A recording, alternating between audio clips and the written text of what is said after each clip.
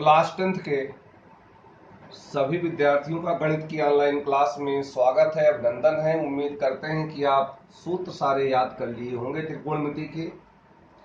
इसमें दो तरीके के प्रश्न हैं।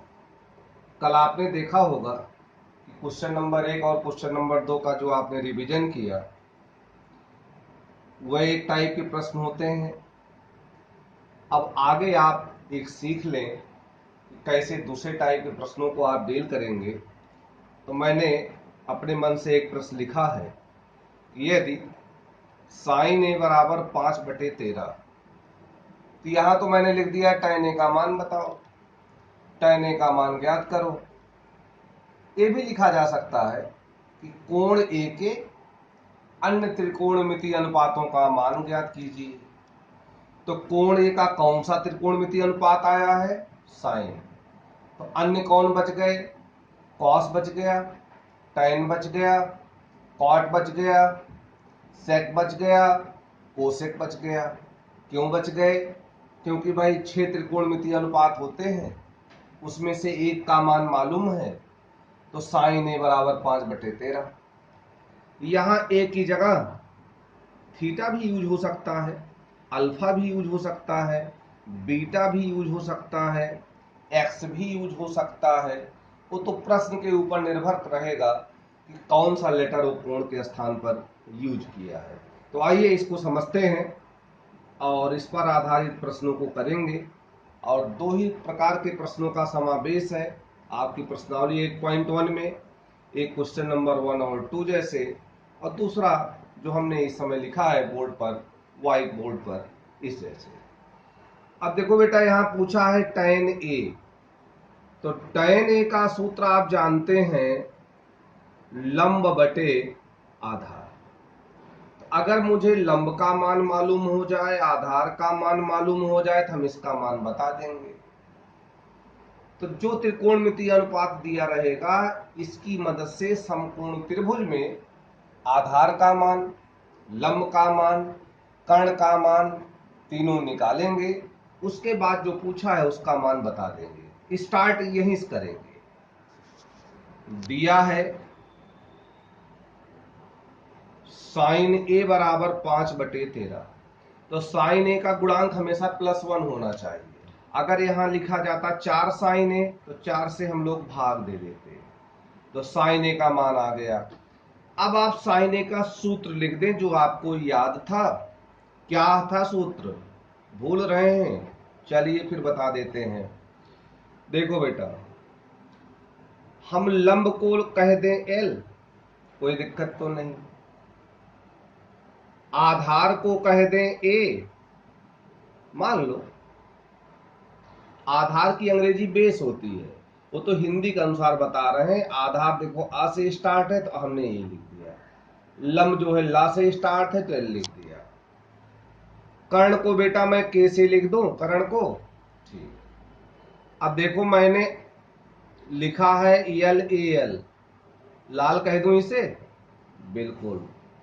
नीचे देखो हमने लिख दिया कक्का, आ, कक्का। तो लाल बटे कक्का से हम याद कर सकते हैं। इसके पहले क्यों नहीं बताया?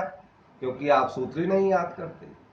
ये देखो L/K, लंब बटे कर्ण साइन, आधार बटे कर्ण कॉस, लंब बटे आधार tan।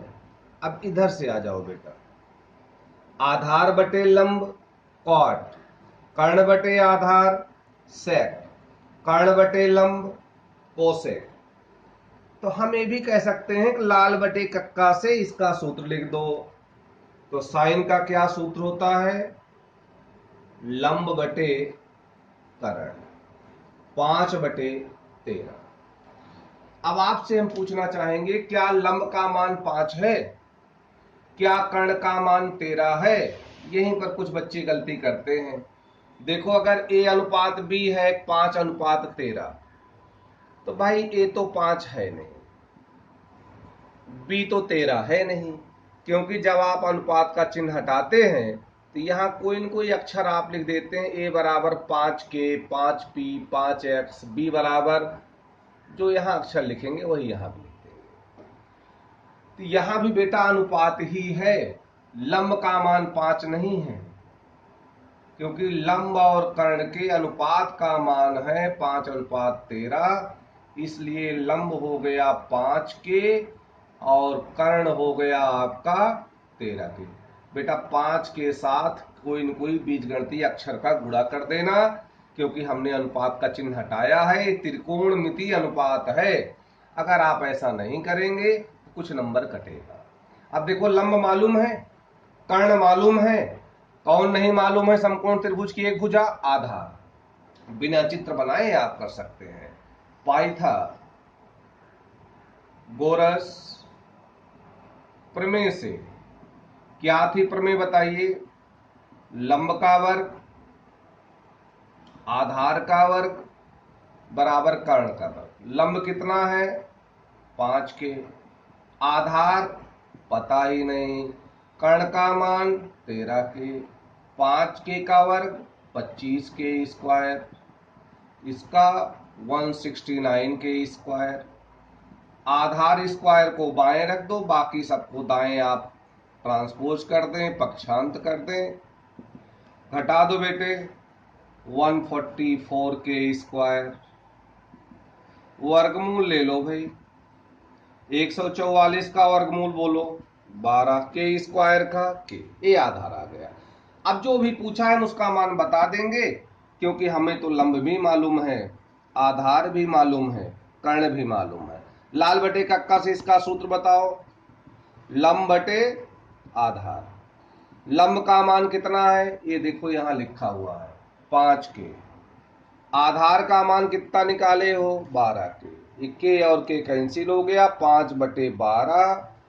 तय ने घर पे रहें, सुरक्षित रहें, अपनी बोर्ड की फीस स्कूल में जमा कर दें, फार्म जमा हो जाए जिससे।